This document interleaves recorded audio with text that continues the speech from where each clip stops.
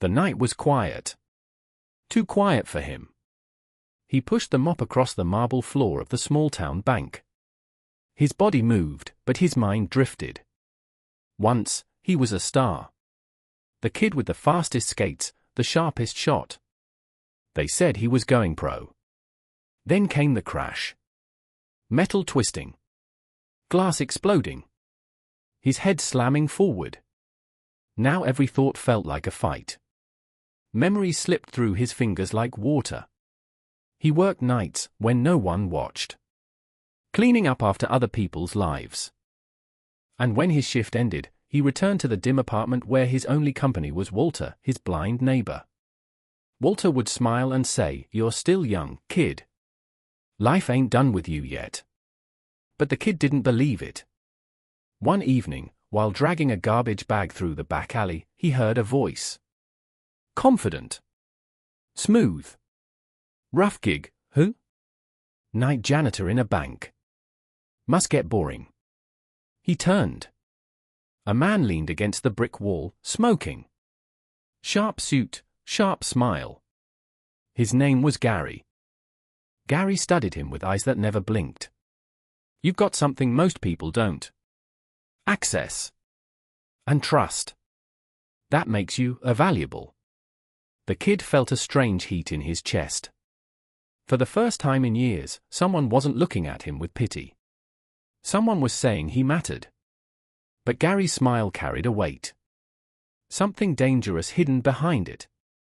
And as the smoke curled into the night air, the janitor realized his quiet life was about to change. To something darker. Much darker. Gary kept showing up. Outside the bank. By the alley. Sometimes even near the diner where the janitor grabbed a late-night burger. Always the same easy smile. Always the same soft tone. You're wasting away in there, kid. Scrubbing floors, breathing dust. You could do better. You deserve better. The words dug deep. They sounded almost like hope. Almost. One night, Gary walked beside him, matching his pace. Tell me. The vault, you ever get close to it? The janitor hesitated. His head ached the way it did when thoughts came too fast. He tried to focus. Tried to answer. I clean the hall sometimes.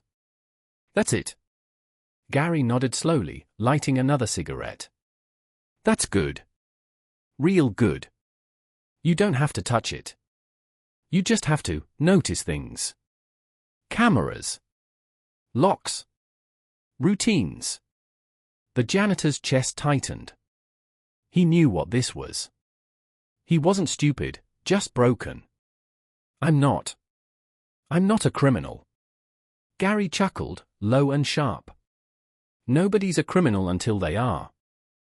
Look, I'm not asking you to rob the place. I'm asking you to be my eyes. You tell me what you see. That's it. Easy. No risk. That night, back in his apartment, Walter sat in the chair by the window, radio humming softly beside him. The old man tilted his head. Something's different in your voice, kid. You sound unsettled. The janitor stared at the floor. His hands wouldn't stop shaking. Because Gary was right about one thing. For the first time since the accident, someone needed him. But needed him for what? The next night, Gary handed him a small black notebook. Write it all down. Every detail about that bank. Bring it to me. And you'll never feel useless again. The janitor held the notebook in his trembling hands. And deep inside, he already knew, if he opened it, there was no going back. The notebook felt heavier than it should. He hid it under his mattress, but its presence burned through his thoughts. At work, every sound echoed louder. Every lock, every camera, every routine suddenly mattered. Gary's voice haunted him. No risk. Just your eyes. Just your memory. But memory was the one thing he couldn't trust. Sometimes he forgot why he walked into a room. Sometimes faces blurred.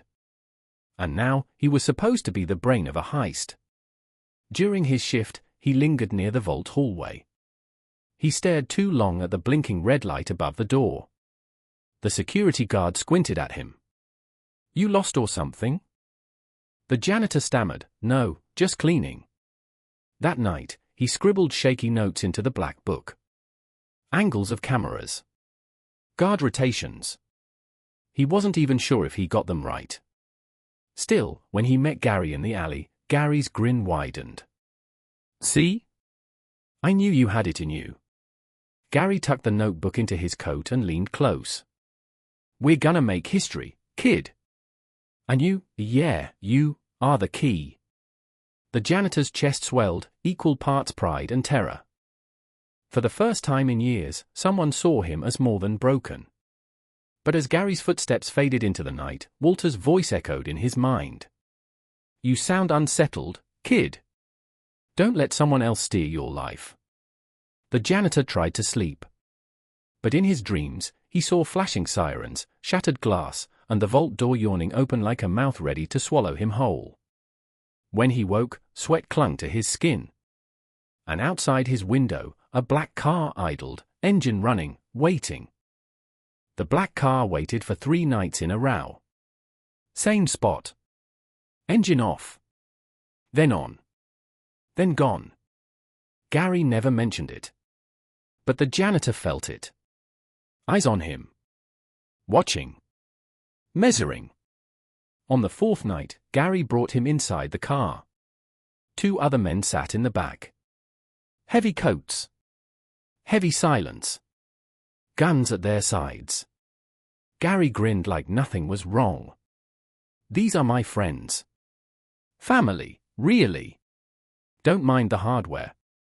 Just business." The janitor's stomach twisted. He wanted to run. But Gary's hand clapped his shoulder, firm and warm. "Relax. They're here to keep us safe. You're safe with me." The car rolled through the city, deeper into shadows. They stopped at a warehouse with steel doors and no signs. Inside, maps and blueprints covered a long table. The bank. His bank. Gary slapped the blueprints. "We've got the muscle. We've got the firepower. What we needed was the inside. And thanks to our boy here, we got it." The 2 gunmen stared at him, cold and silent. One finally muttered, "Looks soft to me." Gary's smile sharpened. "Don't worry. He's sharper than he looks." Then the sound came. Glass shattering upstairs. Heavy boots rushing down. Voices yelling, "Police." The gunmen drew their weapons in an instant. The warehouse filled with the metallic snap of bolts pulled back, magazines slammed in. The janitor froze. His breath caught. Gary shoved him toward the wall. "Stay down, kid." Gunfire exploded, deafening and brutal. Sparks flew from steel beams. Bullets tore chunks from the concrete. The janitor pressed his head to the floor, ears ringing, heart racing. Through the chaos, he heard Gary laughing, as if the storm of bullets was music. And then, silence. The smell of smoke and blood. Someone groaned on the floor. Someone else didn't move at all. Gary crouched beside him, whispering fast. "This is it, kid. You're in now. No turning back." The janitor lifted his head just enough to see the dead eyes of one of the gunmen staring at him. And in that instant, he knew Gary hadn't pulled him into a job. Gary had pulled him into a war. The warehouse smelled like gunpowder and death. One of Gary's men was gone. The other bled out on the floor, clutching his side. Sirens wailed faint in the distance, then faded. Whoever came had pulled back. Gary paced the room, furious but smiling. Always smiling. Cops don't scare me. They come, they go. But the plan, our plan, stays the same. He slammed his fist against the blueprints. The janitor flinched. His mind blurred. He tried to focus on the lines and numbers scattered across the table.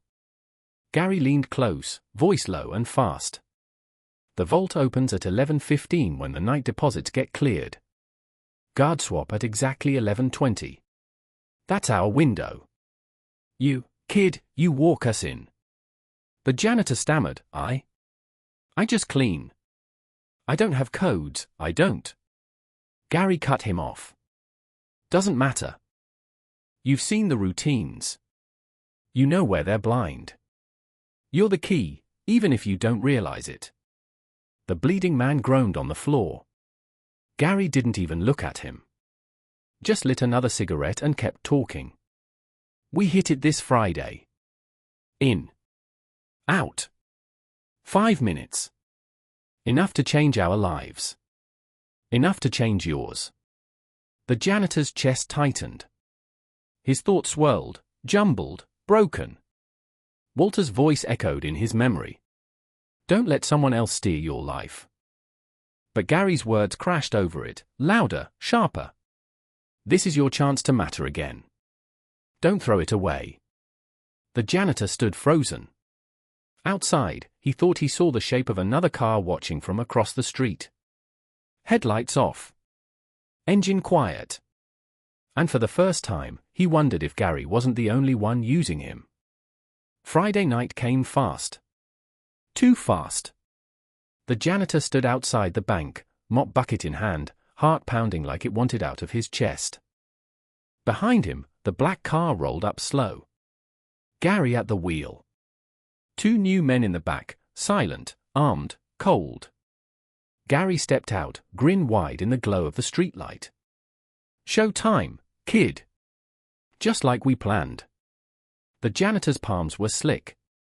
His mind kept slipping, fragments breaking apart. He tried to focus. Doors. Cameras. Guard routines. He forced the pieces together. Inside, the bank was quiet. Too quiet. The kind of quiet that hummed before a storm. The janitor pushed his cart through the lobby. The guards barely looked up. He was invisible, like always. Gary whispered, beautiful. Just beautiful. Now open the way. The janitor led them down the hall, past cameras he knew weren't watching. Past doors he knew would be unlocked for 5 short minutes. Every step felt heavier. Like chains tightening around his ankles.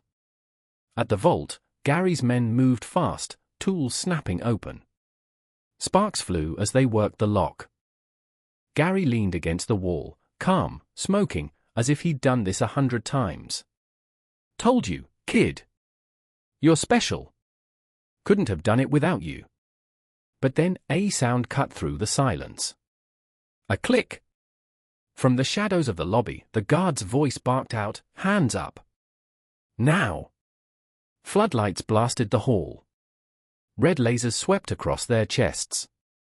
SWAT poured in like a black wave. The janitor froze, blinded, ears ringing. Gary's grin didn't fade. He just whispered, almost laughing, told you, kid. No turning back. And the first shot exploded. Gunfire ripped through the bank. Glass shattered, alarms screamed, smoke filled the air. The janitor dropped flat, hands over his ears, the world spinning in flashes of red and white. Gary's men fired wild, shouting curses. Bullets tore into the marble walls, splintering stone. 2 guards fell. Another screamed, clutching his throat. The floor was slick with blood. Gary crouched beside the janitor, eyes blazing with joy. Get up. You're part of this now. You wanna live, you fight. But his hands trembled. His mind fractured. He wasn't a fighter. He wasn't a killer. He was a broken kid with a mop and a scarred brain. Then he saw it, Walter's face flashing in his memory. The old man's blind eyes, calm and steady.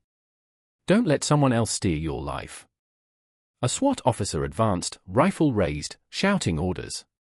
One of Gary's men swung his gun toward him. And in that instant, the janitor moved. He grabbed the man's arm, shoving it down. The shot went wide, tearing into the floor. The gunman spun, furious.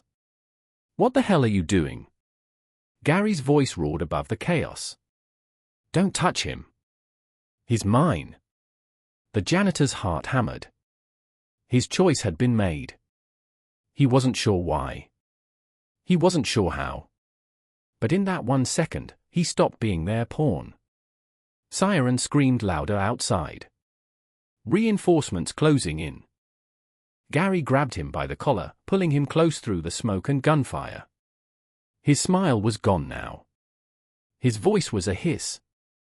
You turn on me, kid, and you die tonight. And in the chaos, with bodies on the floor and SWAT storming the vault, the janitor realized the final choice was seconds away. The air was thick with smoke and screams. The vault echoed with gunfire. The janitor's mind split in two, one voice begging him to run, another daring him to fight. Gary shoved a pistol into his hand. Last chance, kid. You're with me, or you're dead. The weight of the gun dragged him down. His fingers shook. He saw the guards bleeding on the floor. He saw the dead eyes of Gary's men. And in his head, Walter's voice again, life ain't done with you yet. SWAT stormed in from the hall, rifles raised. Drop the weapon. Now. Gary laughed, wild and fearless. He fired into the smoke, hitting nothing, screaming over the chaos. We take it all. Nobody stops us. The janitor's chest heaved. His vision blurred. And then, clarity. He wasn't a star athlete anymore. He wasn't Gary's pawn. He wasn't broken. He was just a man who had to choose. He turned, gun in hand. For one heartbeat, Gary's eyes met his, shock, anger, betrayal all at once. The shot rang out. Gary staggered, blood spreading across his chest, grin fading as he crumpled to the floor. Silence fell, heavy and final. The janitor dropped the gun, hands raised, knees buckling. SWAT rushed past him, clearing the vault, dragging bodies out.